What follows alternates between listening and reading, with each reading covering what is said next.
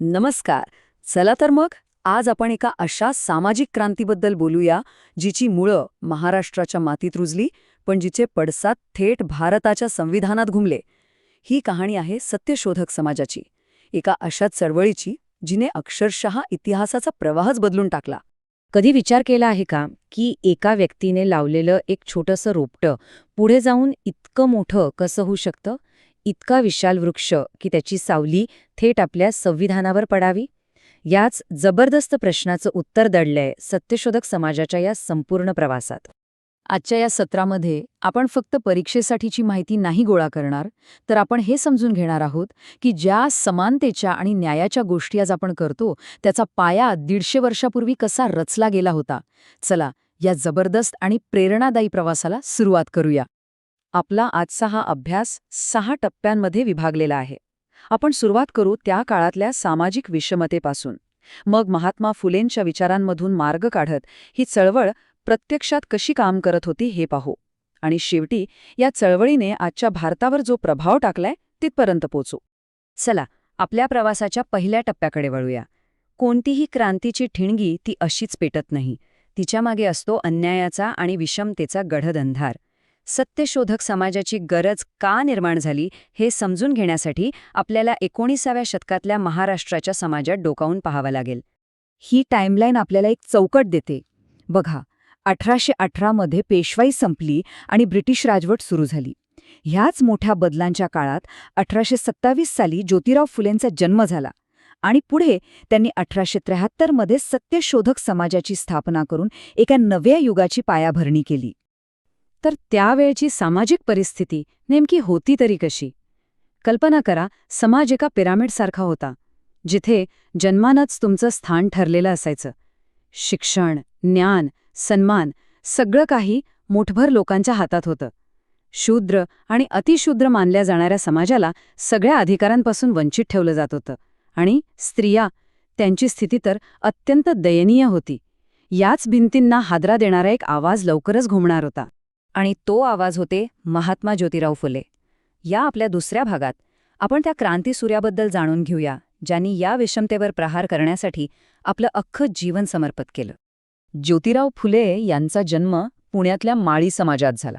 पण Scottish missionary शाळेतल्या शिक्षणानं त्यांच्या विचारांना जणू पंखच दिले. त्यांच्या हे लक्षात आलं की समाजाला जखडलेल्या या बेड्या तोडायच्या असतील ना, तर शिक्षण आणि तर्क हीच 2 शस्त्र आहेत. त्यांचं काम इतकं मोठं होतं की लोकांनीच त्यांना महात्मा म्हणजे महान आत्मा ही पदवी दिली. हा श्लोक म्हणजे महात्मा फुलेंच्या विचारांचं सार आहे. किती मार्मिकपणे सांगितलंय बघा, की शिक्षणाचा अभाव हेच शूद्र समाजाच्या सगळ्या समस्यांचं मूळ आहे. म्हणजे ज्ञानाशिवाय बुद्धी गेली, बुद्धीशिवाय नीतिमत्ता, मग प्रगती आणि संपत्ती सगळंच गेलं. म्हणूनच तर त्यांनी शिक्षणाला आपल्या कार्याचा केंद्रबिंदू बनवलं. आणि आता येऊया आपल्या अभ्यासाच्या केंद्रस्थानी. सत्यशोधक समाज ही फक्त एक संस्था नव्हती, तर ते सामाजिक बदलाचं एक धारदार शस्त्र होतं. चला पाहूया या शस्त्रामागे नेमकं कोणतं विचार आणि तत्वज्ञान होतं. ओके, परीक्षेच्या दृष्टीनं ही माहिती खूप महत्वाची आहे, त्यामुळे नीट लक्ष द्या. तारीख होती 24 सप्टेंबर 1873. ठिकाण होतं पुणे. संस्थापक अध्यक्ष स्वतः ज्योतिराव फुले होते. नारायणराव कडलक हे पहिले सचिव होते आणि महिला विभागाची सगळी जबाबदारी सावित्रीबाई फुले यांनी सांभाळली. समाजाची लोकप्रियता इतकी होती की फक्त 3 वर्षात सदस्य संख्या 316 वर पोहोचली होती. हे होतं सत्यशोधक समाजाचं ब्रीदवाक्य. आणि खरं सांगायचं तर यातच समाजाचं संपूर्ण तत्वज्ञान सामावलेलं आहे. याचा सरळ अर्थ आहे की विश्वाचा निर्माता सर्वज्ञ आणि सर्वसाक्षी आहे. त्याची भक्ती करण्यासाठी कोणत्याही मध्यस्थाची म्हणजे पुरोहिताची अजिबात गरज नाही. हा विचार म्हणजे थेट ब्राह्मणी वर्चस्वाला दिलेलं एक जबरदस्त आव्हान होतं. समाजाने निर्मिक ही एक क्रांतिकारी संकल्पना मांडली. निर्मिक म्हणजे कोण? तर संपूर्ण विश्वाचा एकच निर्माता. तो तर्कसंगत आहे, तो निष्पक्षपाती आहे. ह्या एकाच विचाराने काय झालं माहिती आहे? देवदेवतांची ती सगळी गर्दी बाजूला सारली गेली आणि माणसाचा देवाशी थेट संबंध जोडला गेला. याचा अर्थ जन्मावर आधारित श्रेष्ठत्वाचा तो अख्खा पिरामिडच कोसळला. ह्या तक्त्यामध्ये दोन्ही विचारसरणींमधला फरक अगदी स्पष्ट दिसतोय. एका बाजूला पारंपरिक विचार आहेत जे अनेक देव, पुरोहितांची मध्यस्थी आणि वेदांना ईश्वर निर्मित मानतात. तर दुसऱ्या बाजूला सत्यशोधक विचार आहेत जे एकच निर्मिक, मध्यस्थांची गरज नाही आणि वेद हे मानवनिर्मित असल्याचं सांगतात.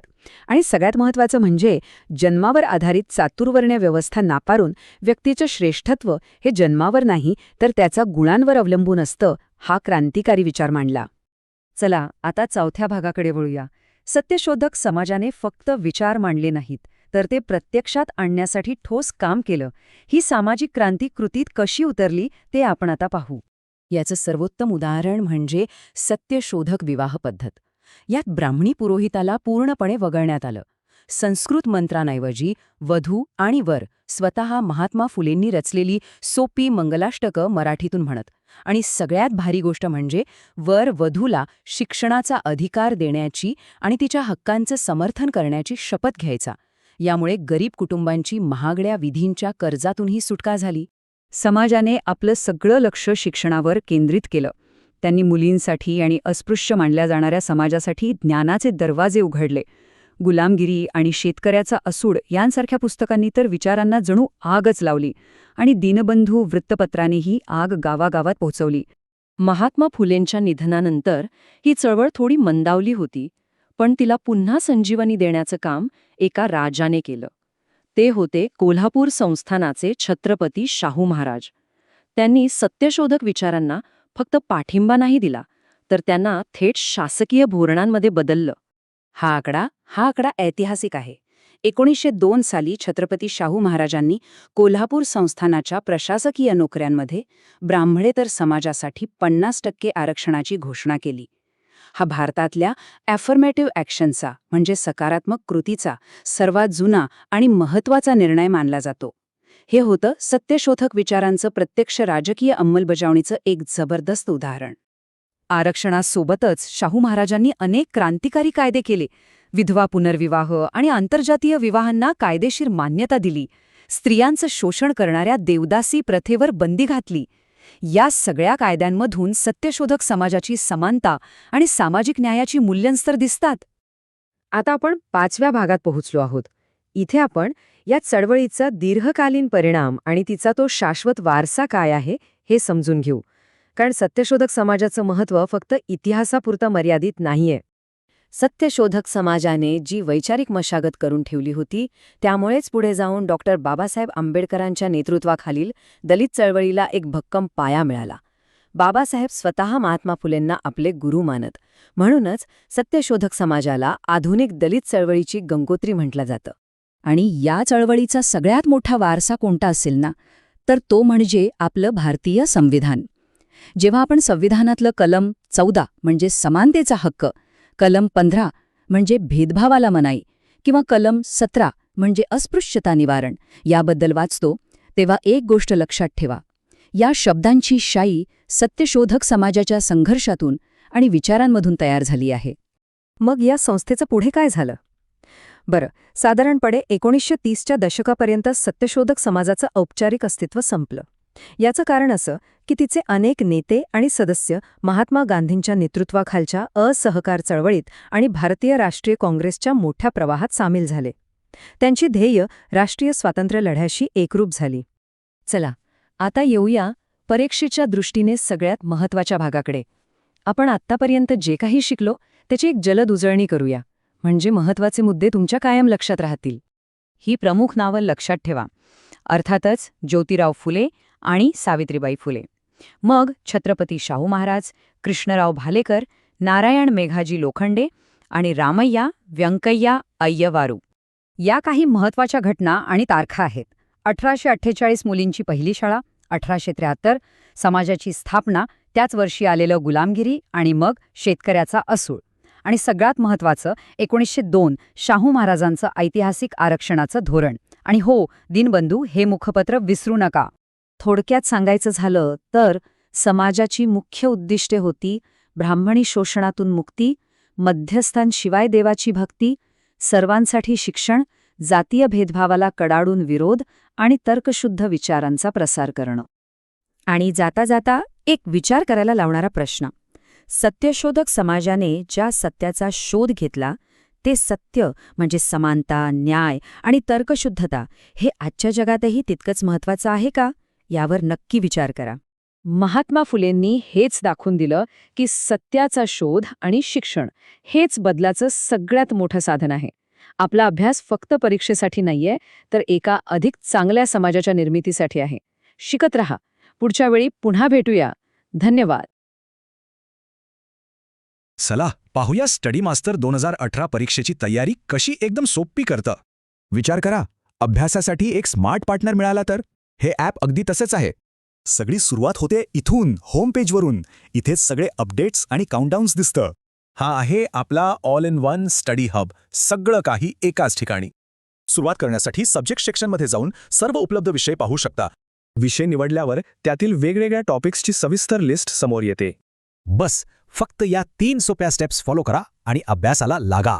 आता बघूया स्टडी मास्टर 2018 मध्ये वाचन आणि सराव एकत्र कसे करता येतात. प्रत्येक टॉपिकसाठी स्टडी, प्रॅक्टिस किंवा टेस्ट असे वेगवेगळे मोड्स आहेत.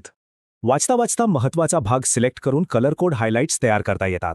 या स्मार्ट हायलाइटिंगमुळे माहिती लक्षात ठेवणं आणि नंतर रिव्हिजन करणं सोपं होतं. आणि आता एक जबरदस्त फीचर, कोणतीही अवघड संकल्पना लगेच समजून घ्या. अभ्यास करताना कुठे अडचण आली, आता बाहेर जायची गरज नाही. AI पॉवर्ड क्विक सर्चमुळे उत्तरं ॲपमध्येच मिळतात, म्हणजे अभ्यासात कोणताही व्यत्यय नाही. महत्त्वाचं म्हणजे YouTube, जेमिनाय, Google सारखे प्लॅटफॉर्म एकाच क्लिकवर उपलब्ध आहेत. चला आता रिव्हिजन हबकडे वळूया, जो आपला पर्सनल स्टडी गाईड बनवतो. आपण जे काही हायलाइट करतो ते सगळं स्टडी नोट्समध्ये आपोआप सेव्ह होतं. इतकंच नाही तर प्रश्न इतिहास टॅबमध्ये बुकमार्क केलेले सर्व प्रश्नही दिसतात. विशेष म्हणजे चुकलेल्या प्रश्नांवरून थेट प्रॅक्टिस क्विज सुरू करता येते. ॲनालिसिस सेक्शन आपल्याला नक्की कुठे लक्ष द्यायचं आहे हे दाखवतो. आपला प्रोफाईल पेज म्हणजे आपला पर्सनल परफॉर्मन्स डॅशबोर्डच आहे. याच्या मदतीने आपले स्ट्रॉंग आणि वीक टॉपिक्स कोणते आहेत हे लगेच कळतं. हा बार चार्ट रोजच्या प्रगतीचा ट्रेंड दाखवतो. किती उत्तरं बरोबर, किती चूक. थोडक्यात चुकांमधून शिकून आणि सराव करून कमकुवत भागांना मजबूत बनवता येतं. तर मग स्टडी मास्टर 2018 सोबत स्मार्ट पद्धतीने अभ्यास करून ध्येय गाठायला तयार आहात